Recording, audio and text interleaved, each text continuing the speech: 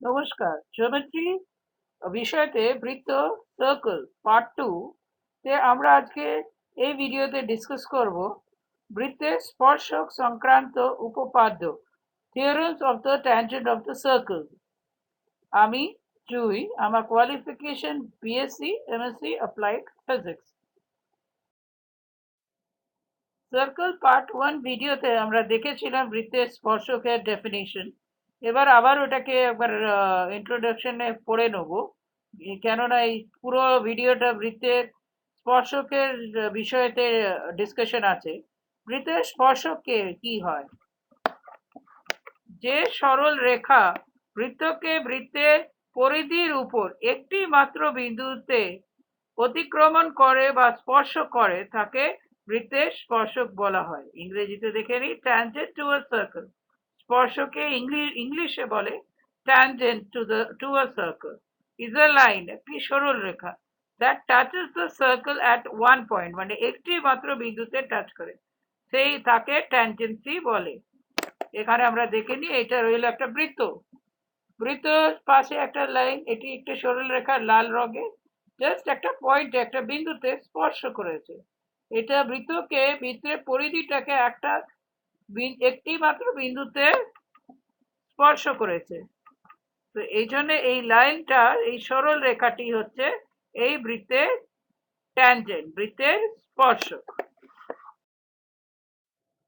এখানে এবার বৃত্তের স্পর্শকের ওপর বিভিন্ন সংজ্ঞা দেখে নিই, ডেফিনেশন। এখানে দেওয়া হচ্ছে একটি সরল রেখা একটি সমতলে অবস্থিত একটি বৃত্তকে দুটি থেকে অধিক বিন্দুতে ছেদ করতে পারে না। এখানে দেখে নিন, এইগুলো হচ্ছে সরল রেখা। বৃত্তের পরিধিকে দুটো বিন্দু থেকে বেশি বিন্দুতে ছেদ করতে পারবে না, কোনোই সরল রেখা হোক। তো এই সরল রেখার এইটুকু রেখাংশকে বলে জ্যা। যখন এই রেখাংশটা বৃত্তের পরিধির ওপর বাইরে বেরোতে বেরোতে থাকে, একটি বিন্দুতে যখন ওই জ্যাটা জাস্ট একটি বিন্দুতে স্পর্শ করছে বৃত্তের পরিধিকে, সেই সরল রেখাটা হয়ে যাবে স্পর্শক, সেটাকে বলে ট্যানজেন্ট টু দি সার্কেল।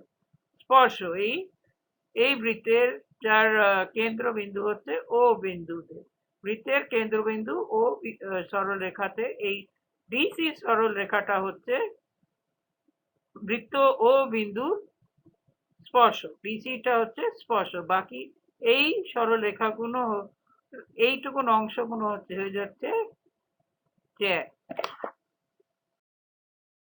এখানে দেখছি বৃত্তের একটি স্পর্শক বিন্দুর ওপর একটি মাত্রই জ্যা হয়। তো আবার এইটাকে এর আগের স্লাইডটার যেটা আমরা পড়লাম, আর এই স্লাইডে আমরা দেখিনি কি করে হয়। এটা একটা বৃত্ত হয়ে গেল সবুজ রঙের, তার কেন্দ্রবিন্দু ও, সেখান থেকে একটি বিন্দু এ দেখে নিচ্ছি, ওই বিন্দু থেকে একটি সরল রেখা যাচ্ছে লাল রঙের। এই সরল রেখাটা দুটি বিন্দুতে ছেদ করছে, এ বিন্দুতে আর বি বিন্দুতে। এই সরল রেখাটা যদি আমরা ধীরে ধীরে এরকম করে ঘোরাই, এই এ বিন্দুটাকে ঠিক রেখে, আর এই সরল রেখাটা এই বৃত্তের অ্যান্টি ক্লকওয়াইজ ঘোরাই, তাহলে দেখবে কিরকম হয়। এই একটা সরল রেখা হয়ে গেল। যখন এই সরল রেখাটা এই দিকে এলো, তো এ স্পর্শ, এই বিন্দুটা ছেদক বিন্দুটাকে কনস্ট্যান্ট রেখেছি আর এটাকে ঘোরাচ্ছি, তো সি বিন্দুতে এসে কেটেছে। এরপর আর একটু ঘোরালাম, তো এখানে দেখুক একটি বিন্দুতে এসে ছেদ করলো। তো এই এই সরল রেখাটা হয়ে গেল স্পর্শ, আর স্পর্শ বিন্দু হলো এ বিন্দু। এখানে এটা বোঝানো হয়েছে, একটি বিন্দু থেকে যখন সরল রেখাটি ঘোরানো হচ্ছে, তখন দেখুন ধীরে ধীরে ধীরে ধীরে যখন বাইরের দিকে একটি বিন্দু ফিক্স রেখা হয়েছে, তো এই ছেদক বিন্দু থেকে এই সরল রেখাটা হয়ে গেল স্পর্শক। এবার আমরা দেখব theorems of the tangent of the circle, বৃত্তের স্পর্শকের উপপাদ্যগুলো। প্রথম সবচেয়ে ইম্পর্টেন্ট উপপাদ্য হচ্ছে বৃত্তের স্পর্শক সবসময় বৃত্তের ব্যাস ও বা ব্যাসার্ধর ওপর স্পর্শ বিন্দুতে লম্ব হয়। কি করে হয় দেখে নিন। একটি বিন্দু আপনি দেখতে পাচ্ছেন এখানে, তার উপর একটি বৃত্তকার তৈরি হলো। এই বিন্দু, এইটা হলো ব্যাসার্ধ, আর ব্যাসার্ধের ওপর এই সরলরেখা কালো কালার দিয়ে আঁকা আছে, অঙ্কন করা আছে। এই বৃত্তের ওপর যদি একটা যায় এই সবুজ রঙের একটা সরলরেখা, এটা হয়ে গেল একটা স্পর্শক, বৃত্তের স্পর্শক। তো এই স্পর্শ বিন্দুতে যেই ব্যাসার্ধটা অঙ্কন করা হয়, এই স্পর্শ বিন্দু আর কেন্দ্রবিন্দুকে যদি জয়েন্ট করে দেয়া হয়, তো জুড়ে দেয়া হয়, তো আমরা একটা রেখাংশ পাই। আর এইটা হচ্ছে ব্যাসার্ধ। বিন্দুর থেকে পরিধির ওপর কোনোই বিন্দুর ওপর সেটা হচ্ছে ব্যাসার্ধ। আমরা আগের ভিডিওতে পড়েছিলাম, সার্কেল পার্ট 1 এতে, দ্বিতীয় পার্ট 1। ওই বিন্দু স্পর্শ রেখার ওপর আর একটি সরল রেখা যেটা যাচ্ছে, যেটাকে স্পর্শ করছে ভিতর পরিধিকে, সেই সরল রেখাটা আর এই পরিধি পরস্পর লম্ব হয়। এইটাকে বলে, এটা হচ্ছে প্রথম উপপাদ্য বৃত্তের স্পর্শের উপর। At the point of tangency, tangent to a circle is always perpendicular to the radius. Perpendicular মানে লম্ব, আর রেডিয়াস হচ্ছে ব্যাসার্ধ। তো স্পর্শক আর ব্যাসার্ধের মাঝখানে পরস্পর লম্ব হয়ে কোথায় হয়? স্পর্শ বিন্দুতে। এই বিন্দুতে এই ট্যানজেন্টটা এইখান থেকে কোনো যদি ব্যাসার্ধ টানা হয়, এই পয়েন্ট থেকে পরিধি, তো এই ব্যাসার্ধটা এর ওপর ট্যানজেন্ট আনা, স্পর্শ বিন্দুর ওপর ব্যাসার্ধ ও স্পর্শক পরস্পর লম্ব হবে, মানে ওই অ্যাঙ্গেলটা 90 ডিগ্রি হবে। এর আগের স্লাইডে যেই উপপাদ্য বৃত্তের স্পর্শকের উপপাদ্যটা পড়লাম, এটা এই চিত্রতে একটুখানি বোঝানো হয়েছে, প্রমাণ করা হয়েছে যে লম্ব কি করে হয়। এখানে দেখুন একটি বৃত্ত আছে যার কেন্দ্রবিন্দু হচ্ছে ও। কেন্দ্রবিন্দু ও থেকে স্পর্শক বিন্দুর উপর একটা রেখাংশ অঙ্কন করা হয়েছে। এই রেখাংশটা এই সরল রেখা স্মল এল এর উপর লম্ব আছে কিনা সেটা প্রমাণ করার জন্য এখানে দেখানো হয় যে এই সরল রেখার এই বিন্দু ও বিন্দু থেকে যখন এল সরল রেখার ওপর কোনো রেখাংশ কোনো আঁকা হয়েছে, অঙ্কন করা হয়েছে, এখানে ও থেকে বি বিন্দুতে, তারপর এই সরল রেখাগুলো, এই সবকটা সরল রেখা ও এ বাদ দিয়ে এই সবকটা রেখাংশগুলো ও বি থেকে ও এর থেকে অধিক, এদের দৈর্ঘ্যগুলো অধিক, ও বি দৈর্ঘ্য ও এর দৈর্ঘ্য থেকে বেশি। কেননা দেখুন, ও বি এ যাওয়ার আগে যেখানে এই পর্যন্ত তো ব্যাসার্ধ হচ্ছে, ব্যাসার্ধ থেকে একটু বেরিয়ে গিয়ে ব্যাসার্ধ থেকে এক্সটেন্ড করে তারপর বি বিন্দু ছেদ করছে সরল রেখা এল কে। তো তার মানে হচ্ছে ও এ হচ্ছে ব্যাসার্ধ থেকে ও বিটা বড়।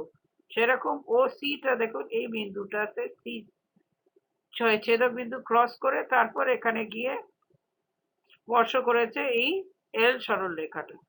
তো ও এ হচ্ছে সবচেয়ে মিনিমাম দৈর্ঘ্য, ও এ মিনিমাম দৈর্ঘ্য, এই জন্য ও এ হচ্ছে এল সরল রেখার উপর লম্ব। এই জিনিসটা আরেকবার এই স্লাইডে দেখে নিই। বৃত্তের কোন বিন্দুতে স্পর্শক ও স্পর্শ বিন্দুগামী ব্যাসার্ধ পরস্পর লম্ব ভাবে অবস্থিত হয়। এখানে দেখুন এই চিত্রের মধ্যে একটি বৃত্ত যার কেন্দ্রবিন্দু হচ্ছে ও, আর এ বি হচ্ছে স্পর্শক। এ বি স্পর্শকের ওপর একটি বিন্দু যেখানে স্পর্শ করছে বৃত্তের পরিধিটা, সেটা হচ্ছে স্পর্শ বিন্দু পি। তো এ পি ও পি যখন জয়েন করে দেয়া হচ্ছে, ও পি কে জুড়ে দেওয়া হচ্ছে একটি রেখা দিয়ে, আর আরেকটি বিন্দু নিচ্ছি আমরা ওই সরল রেখার ওপর কিউ। তো ও আর কিউটাকে জয়েন করে দেওয়া হচ্ছে, একটি সরল রেখা অঙ্কন করা হয়েছে। তখন দেখুন ও আর কিউ কে যখন জয়েন করা হচ্ছে তো ওটা বৃত্তের পরিধির থেকে বেরিয়ে যাচ্ছে, বৃত্তের পরিধির থেকে বেরিয়ে যাচ্ছে মানে হচ্ছে আর, তো ও আর হচ্ছে ব্যাসার্ধ, এখানে ব্যাসার্ধ থেকে বেরিয়ে যাচ্ছে, আর ও আর ও পি হচ্ছে কি, ব্যাসার্ধ।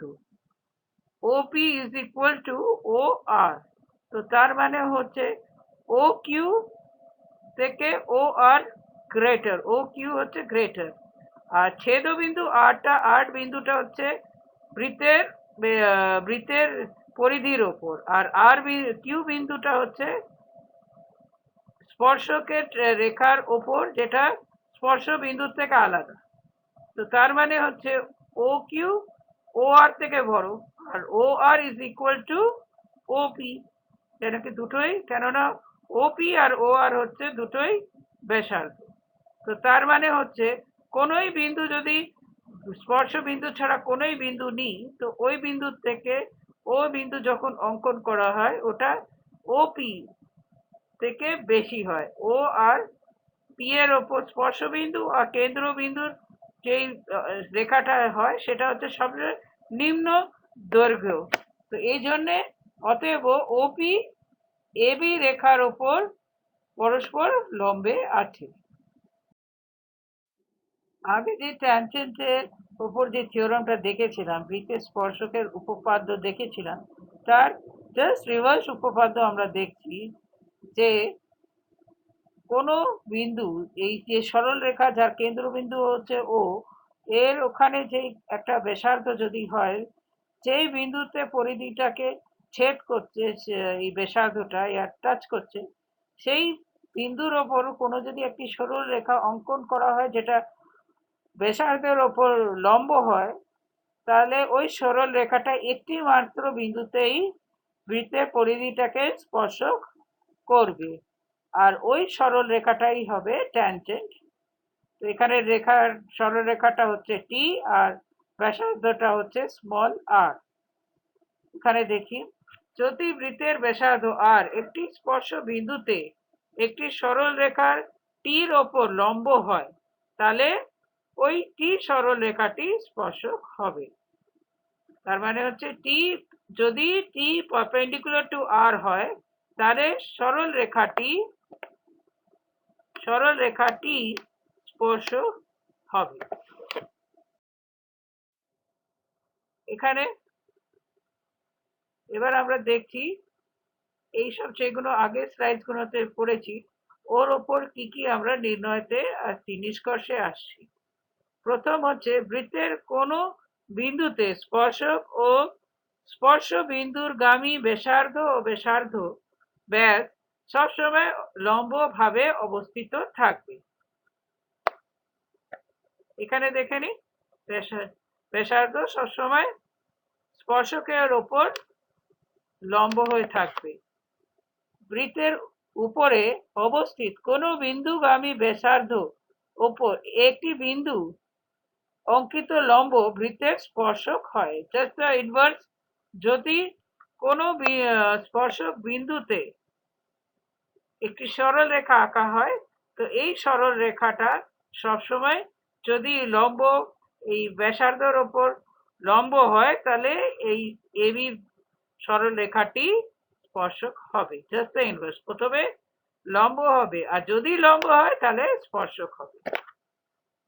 থার্ড, একটি বৃত্তের ওপর অবস্থিত কোনো বিন্দুতে একটি মাত্র স্পর্শক অঙ্কন করা যায়। তার মানে হচ্ছে এই পি স্পর্শ বিন্দুতে একটি মাত্র স্পর্শক বানানো যায়, একটি মাত্র স্পর্শক অঙ্কন করা যায়। এই পি বিন্দুতে এরকম করে কোনো স্পর্শক বানানো যায় না, একটি স্পর্শ বিন্দুতে একটি মাত্র স্পর্শক হবে। তার মানে হচ্ছে একটি মাত্র পয়েন্টেতে একটি মাত্রই ট্যানজেন্ট হবে। তারপর হচ্ছে স্পর্শ বিন্দুতে স্পর্শকের ওপর অঙ্কিত লম্ব বৃত্তের কেন্দ্রবিন্দু হবে। তার মানে হচ্ছে এই স্পর্শ বিন্দুর ওপর যদি কোনো লম্ব বানানো হয়, সেটা কেন্দ্রবিন্দু গামী হয়। যদি এই বিন্দুর ওপর, যেখানে স্পর্শ বিন্দুর ওপর এই সরল রেখা যেটা স্পর্শ করছে ট্যানজেন্টের ওপর কোনো পারপেন্ডিকুলার মানে লম্ব বানানো হয়, সেটা কেন্দ্রর ওপর থেকেই যাবে, কেন্দ্রের ওপর থেকে গিয়ে ব্যাস বা ব্যাসার্ধ তৈরি হবে। তাহলে যদি লম্বটা তৈরি করা হয় ওটা কেন্দ্র হয়েই যাবে, কেন্দ্রগামী হবে।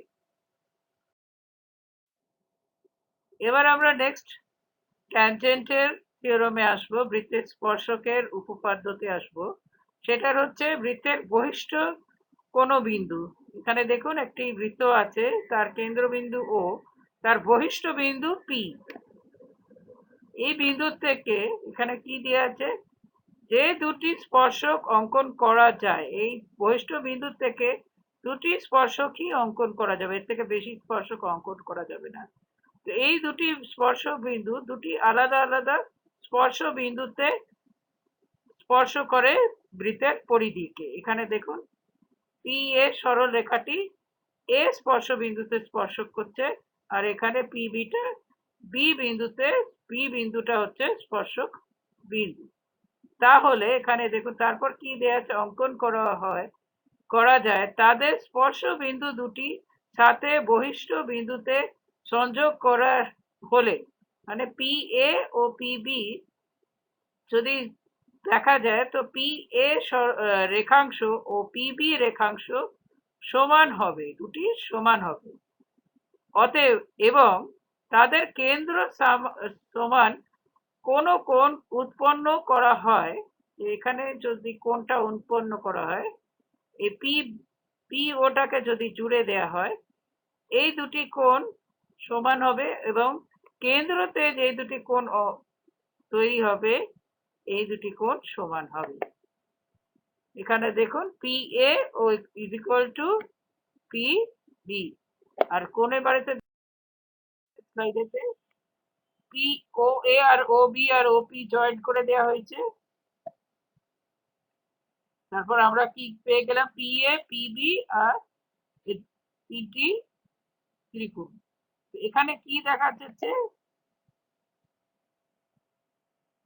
যে বিন্দু ও বিন্দুতে পি ও এ যে কোণটা তৈরি হচ্ছে, পি ও বি যে কোণটা তৈরি হচ্ছে, সেই কোণটা তার মানে হচ্ছে বিন্দু, বহিষ্ঠ বিন্দু, কেন্দ্রবিন্দু ও স্পর্শক বিন্দুতে যে কোণটা তৈরি হচ্ছে, তো দুটি স্পর্শক বিন্দু থেকে যে কেন্দ্রতে যে কোণটা তৈরি হবে সেটা সবসময় সমান হবে। এখানে পি অ্যাঙ্গেল পি ও এ, পিটা হচ্ছে এক্সটেরিয়র বহিষ্ঠ বিন্দু, ওটা হচ্ছে কেন্দ্রবিন্দু, আর এটা হচ্ছে স্পর্শক বিন্দু, এখানে বিটা হচ্ছে স্পর্শক বিন্দু, বাকি পি ওটা দুটোতেই সমান আছে। তো এই দুটি কোণ সবসময় সমান হবে, এই উপপাদ্যতে আমাদেরকে প্রমাণ করতে হবে। এখানে এখানে দেখুন এই চিত্রতে আমরা দুটো ত্রিভুজ পাচ্ছি।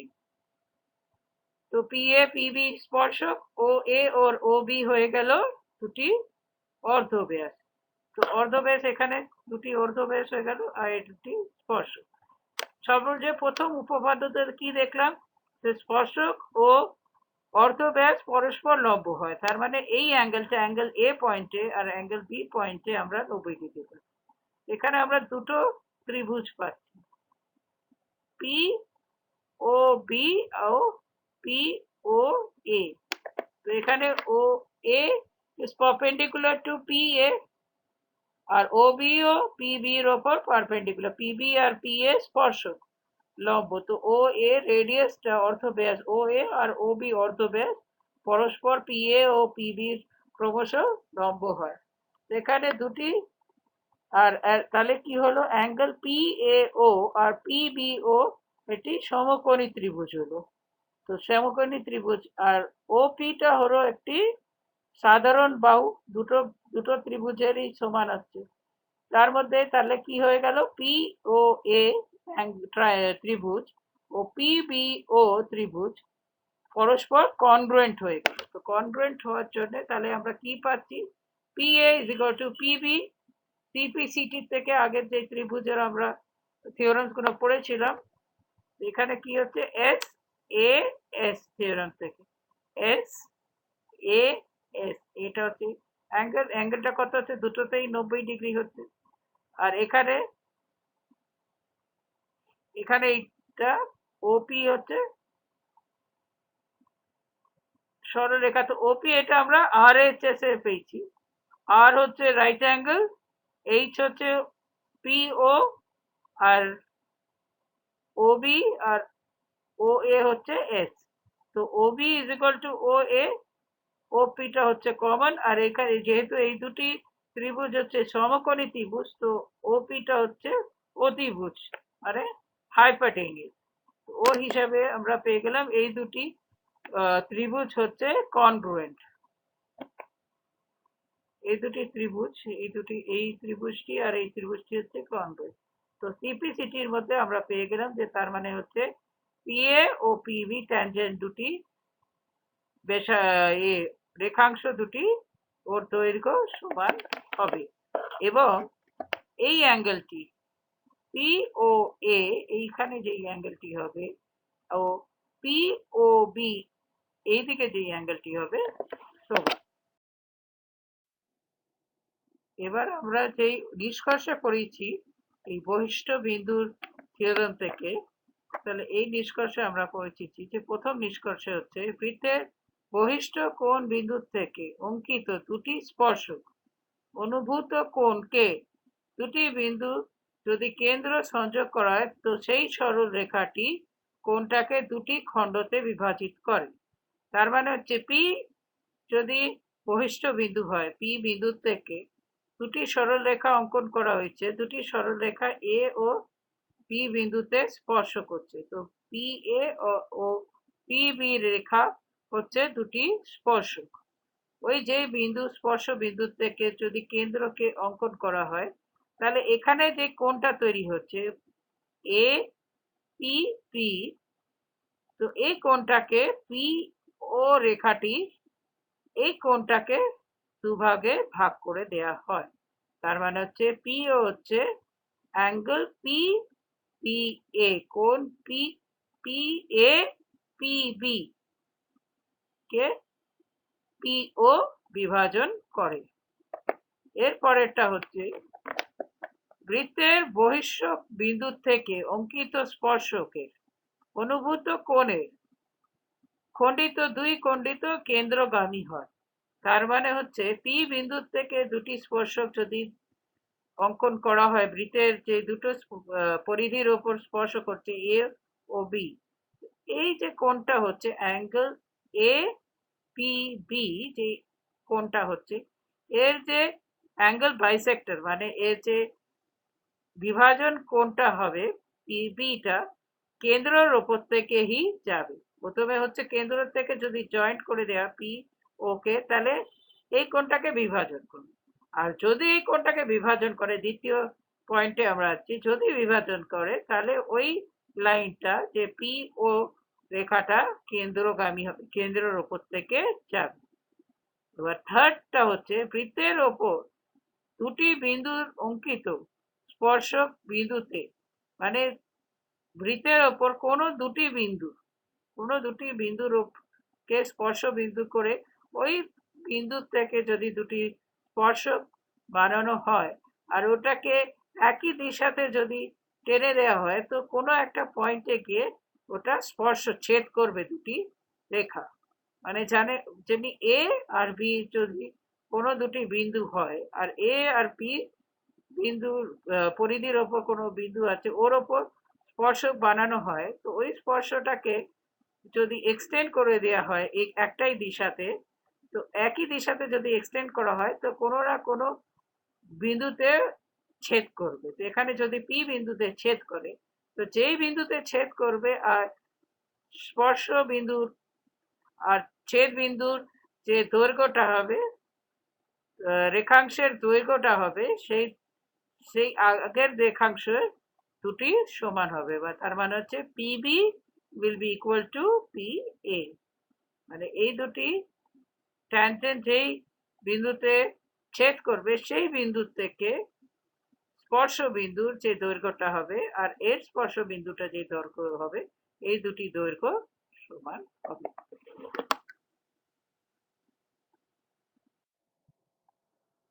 ওখানে এতগুলো আমরা উপপাদ্য পড়লাম বৃত্তের স্পর্শকের ওপর, এর একটা প্রয়োগ দেখে নিই। এখানে একটি বৃত্ত দেখছেন, বৃত্তের কেন্দ্র হচ্ছে ও। এই বৃত্তের ব্যাসার্ধ হচ্ছে 3 সেন্টিমিটার। তো আমরা অঙ্কন করেছি ও এ।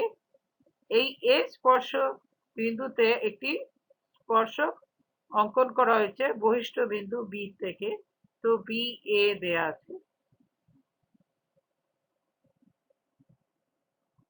আর এর ব্যাসার্ধ হচ্ছে, এই বৃত্তের ব্যাসার্ধ হচ্ছে 3 সেন্টিমিটার।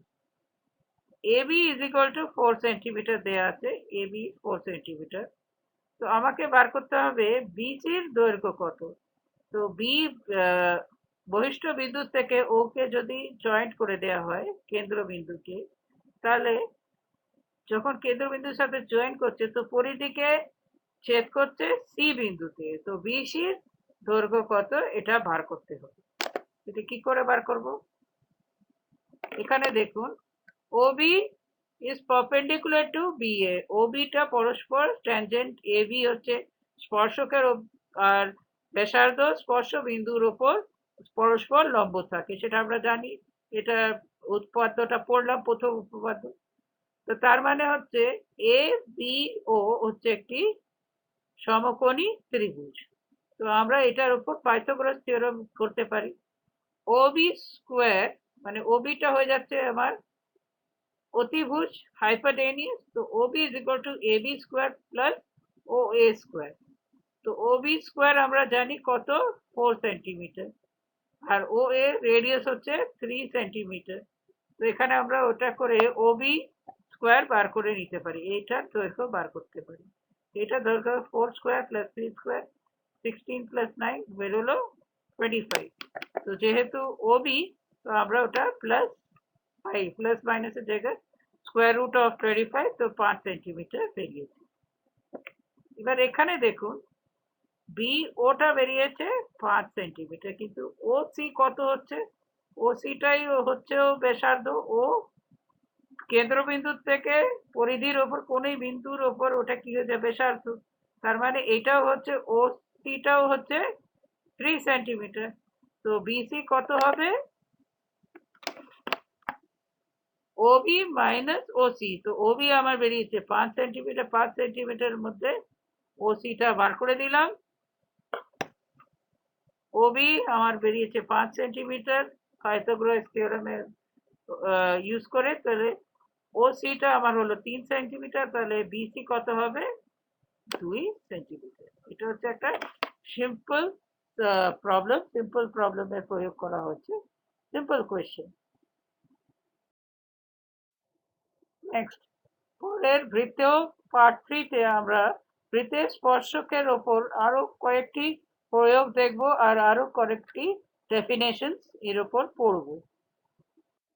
যদি আপনাকে এই ভিডিওটা পছন্দ হয় তো প্লিজ ক্লিক লাইক, সাবস্ক্রাইব করুন এবং নিজের ফ্রেন্ড, স্টুডেন্টস আর পরিজনের সাথে শেয়ার করুন।